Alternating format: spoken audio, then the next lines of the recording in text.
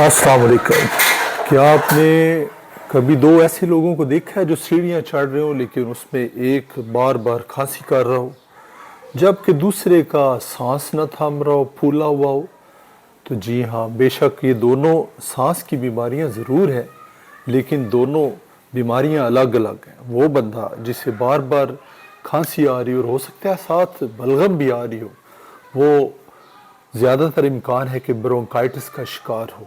जबकि दूसरा बंदा जिसकी सांस उसके काबू में नहीं, हो सकता है उसको एम्फिसीमा का मसला हो। लेकिन फैसला करने से पहले आइए दोनों बीमारियों के बारे में थोड़ा थोड़ा जिक्र करते हैं। ब्रोंकाइटिस नाम बता रहा है कि ये जो सांस की नालियाँ जिनको हम ब्रोंकाई बोलते हैं, उनकी सोजश या इन्फ्लेमेशन का नाम है। और ये नालियाँ करती क्या है, ये हवा को फेफड़ों तक पहुंचाती हैं। ब्रोंकाइटिस दो तरह की होती है, एक्यूट और दूसरी क्रॉनिक।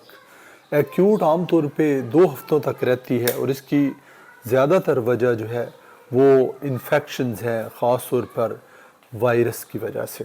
जबकि क्रॉनिक ब्रोंकाइटिस ऐसी बीमारी है जो कई सालों तक रहती है, लॉन्ग टर्म है और इसकी बहुत सारी वजूहात हैं। आमतौर पे ब्रोंकाइटिस जब भी होती है तो इसके अंदर जो सांस की नालियां हैं वो तंग हो जाती हैं, उनकी म्यूकस यानी कि बलगम पैदा करने की सलाहियत बहुत ज़्यादा हो जाती है, यानी कि ज़्यादा बलगम आती है और सांस लेने में तंगी आती है। इस वजह से इसकी जो अलामात हैं वो मुसलसल खांसी का रहना, बलगम पैदा होना या सांस लेने में तंगी, सांस लेते वक्त सीटियों की आवाज़ या बेचैनी और थकावट, वज़न कम हो जाना, बुखार हो जाना इसकी मशहूर अलामात हैं।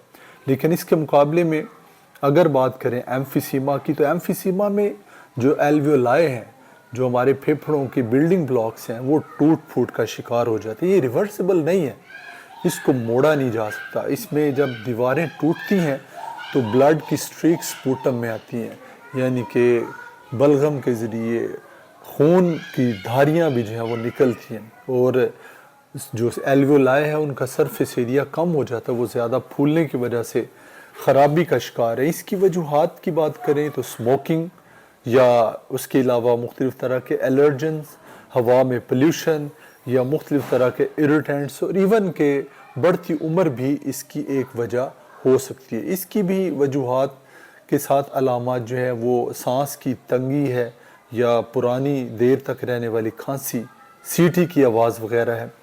अब सवाल पैदा होता है कि इससे बचना कैसे। कई वजूहात हैं। एक तो अगर आप स्मोकिंग करते हैं तो छोड़ दें, मेडिकेशन ख़ास तौर पर ब्रोंकियोडायलेटर्स का इस्तेमाल करें, इनहेलर्स का इस्तेमाल करें या पल्मोनरी रिहैबिलिटेशन के लिए एक्सरसाइज करें, एजुकेशन इसके बारे में हासिल करें।